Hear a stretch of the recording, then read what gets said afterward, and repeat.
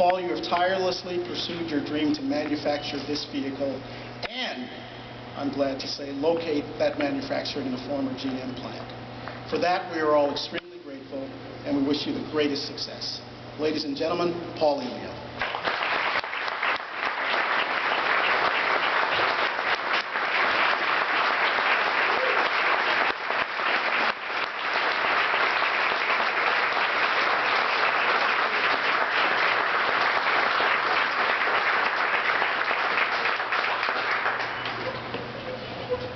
Thanks for the kind introduction. You know, as CEO, I get way more credit than is my due. You know, to get something to this point takes a very large team of a lot of talented folks. And as this day approached, I reflected on that, and how did we attract all these talented folks for this project? And, you know, I asked myself, is it the product? And at that point, the grade's supposed to come down. There we go.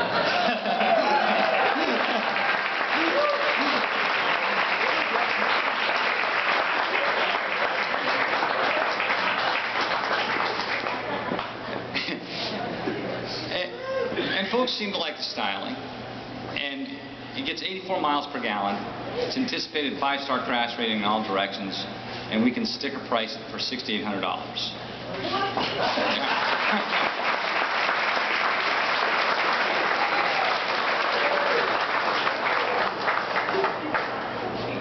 And I think the product characteristics are compelling. I think that is part of it, but I don't think that's the whole thing. I think there's more to it than that. I think it's more of the why of Elio Motors than the what of Elio Motors that attracted this team. Our board of directors, for instance, we have Jim Holden, former CEO of Chrysler; Ken Way, former CEO and chairman of the board of Lear Seating for 25 years; Dave Schrembry, former president of Smart Car USA and an executive at Mercedes-Benz USA for a couple of decades. And last and certainly not least, Stu Lichter, who owns IRG, and in addition to being a board of director member, financially backed Elio Motors on this deal, which kind of mattered. And his involvement, I think, was a key to getting the community support. He has a long track record of taking over buildings like this and filling them with jobs. And so without his involvement and support, I'm certain this wouldn't happen. Yeah.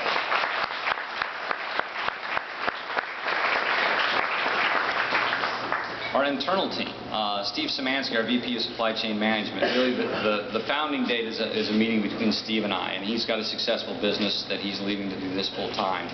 Joel Sheltron, our VP of Governmental Relations, when he term limited out of the Michigan state legislature, he was asked to run for U.S. Congress. He said, no, I'd rather work for Elio. Well, and the point is the folks here, it's not like they don't have something better to do. They all have great options, but they chose Elio, you know. Gino Raffin, he's a 35-year Chrysler veteran and spent his career running facilities like this, and he will run this one.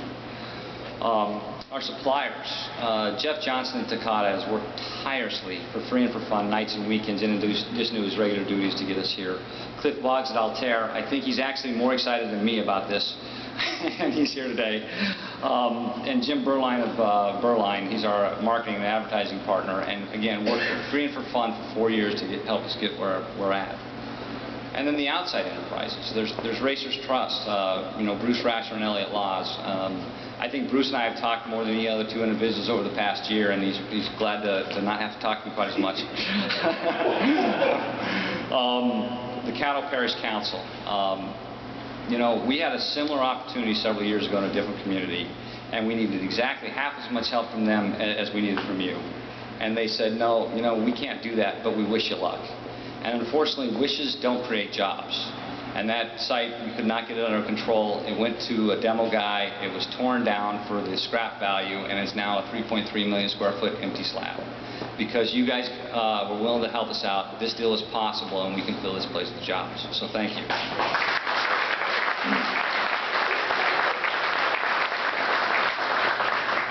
In the state of Louisiana, they have been incredibly helpful and gave us a very nice incentive package. So throughout all this, why Elio? And the product characteristics is part of it, but I think it's what Elio does for folks is a big part of the reason why people get behind this product. There's 95 million cars on the road today that are 11 years old or older. There's an enormous number of clunkers out there. And those folks are having to say a Hail Mary before they turn the key each day, hoping to get to work or school. You know? And the first time ever, it is cheaper to drive a brand new vehicle under warranty than it is to drive a clunker. Your gas plus your payment on a Helio is cheaper than your gas on a clunker. That matters to people in their daily lives, and that matters to the folks that have helped us get to this point. Middle America. You know, we all buy vehicles for special purposes. You got 3 kids, you don't buy a 5-person sedan, you buy a minivan, because occasionally after soccer you want to take a couple extra kids to pizza. You know, you buy an SUV because you need to tow the boat to the lake every other weekend. And because there's not a low-cost, high-mileage alternative, you end up dragging that metal everywhere else you go. This will make a difference in people's lives. In Middle America, you can afford to both have this and your minivan, or this and your Yukon. And it'll save money, and it'll help our environment, and it'll create jobs here in America. Is that it? I think we're getting closer, but that's still not the full story. You know, I became an engineer in part because America's trade deficit troubled me, and I wanted to make my career's work to make some small difference in that. You know, at the time I was choosing a career, the headlines were about Japan. Now the name's changed to China, but the problem is the same. Every month, month in, month out for decades, we buy billions of dollars more stuff from the rest of the world than we sell. That has to change. We have to make things in this country again.